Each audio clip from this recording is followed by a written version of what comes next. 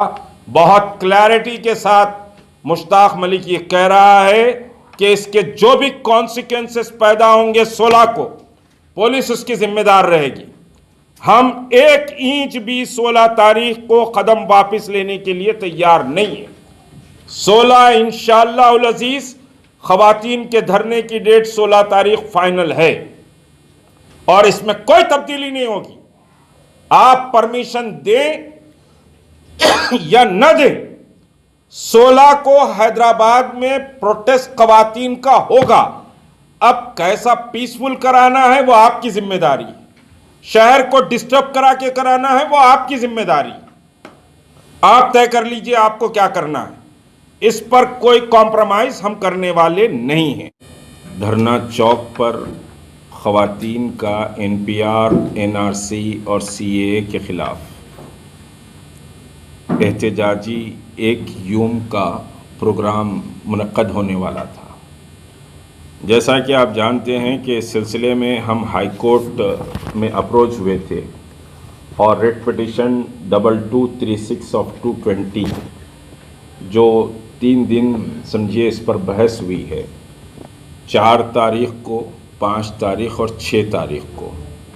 5 तारीख को high court में ये तय हुआ था कि मुख्तलिफ़ मकामात को पुलिस नहीं मान रही थी, होम सेक्रेटरी की तरफ से उसको माना नहीं जा रहा था। तो आखिरकार हमने कहा कि हम धरना चौक पर प्रोग्राम करने के लिए एग्री हैं।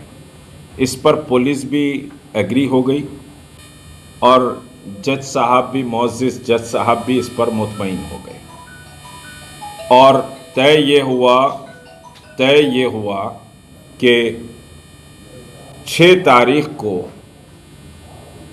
क्योंकि 8 और 9 48 आवर्स का प्रोग्राम था, 48 आवर्स के प्रोग्राम को भी होम सेक्रेटरी की तरफ से और पुलिस डिपार्टमेंट की तरफ से तस्लीम नहीं किया जा रहा था। मुस्तक़िल समझिए कि इस पर बहस हो रही थी, वो एग्री नहीं कर रहे थे। तो हम 48 आवर्स को छोड़कर 1 दिन की समझिए के बाद हम तस्लीम कर लिए। 2 चीज़ों पर हम इसमें नीचे उतरे, एक तो 48 आवर्स के बजाय 1 दिन की बात हमने कही और दारुश्शफ़ा प्लेग्राउंड, हॉकी ग्राउंड और ईदगाह मीर आलम और एक स्टेज पर हॉकी ग्राउंड को समझिए कंसिडर किया जा रहा था। लेकिन हॉकी ग्राउंड की जो कमेटी है, बहुत क्लैरिटी के साथ मैं बात कह रहा हूँ, देखिए जहाँ तक कि मुश्ताक मलिक का मिजाज है या समझिए कि जॉइंट एक्शन कमेटी का अपना एक प्रिंसिपल है कि हम किसी की मुखालिफत नहीं करेंगे, लेकिन इस मूवमेंट में अगर कोई रुकावट बनता है तो यकीनन हम समझिए कि बात कर रहे हैं। और आज बहुत तकलीफ़ के साथ मैं ये बात कह रहा हूँ कि हॉकी ग्राउंड में समझिए कि सियासी जमात से ताल्लुक़ रखने वाले ज़िम्मेदार कमेटी के हैं और वो कमेटी से हमारे लोग जाकर तवील गुफ्तगू करे।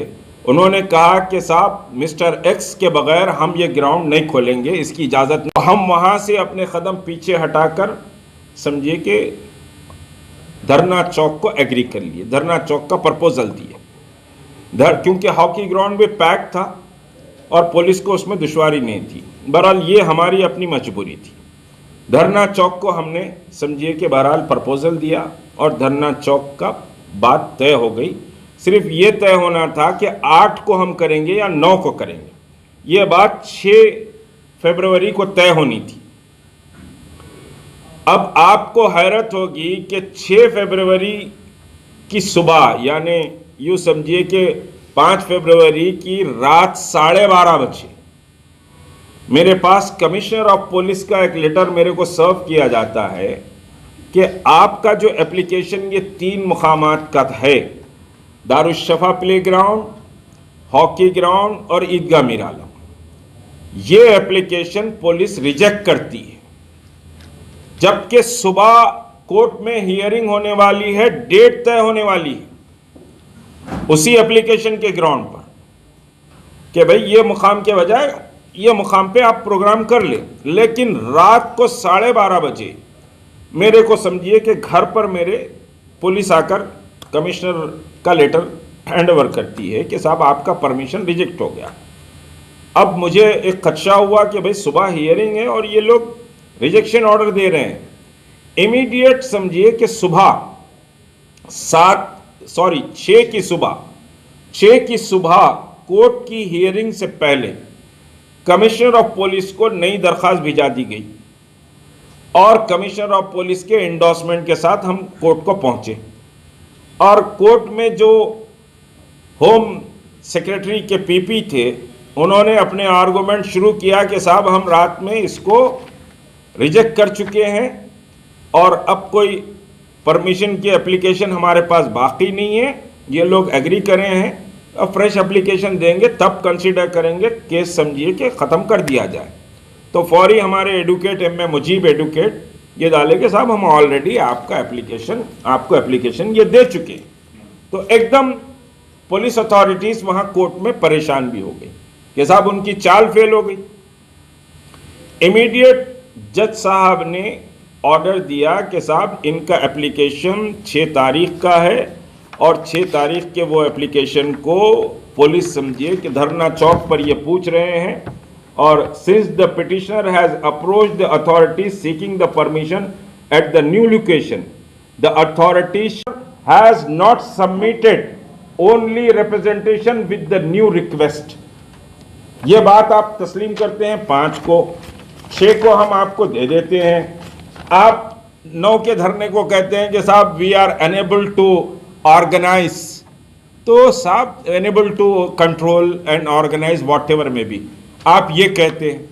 तो ये अजीब समझिए कि तमाशा बहरहाल पुलिस की जानिब से है, लेकिन 16 तारीख को हम नया एप्लीकेशन दे चुके हैं।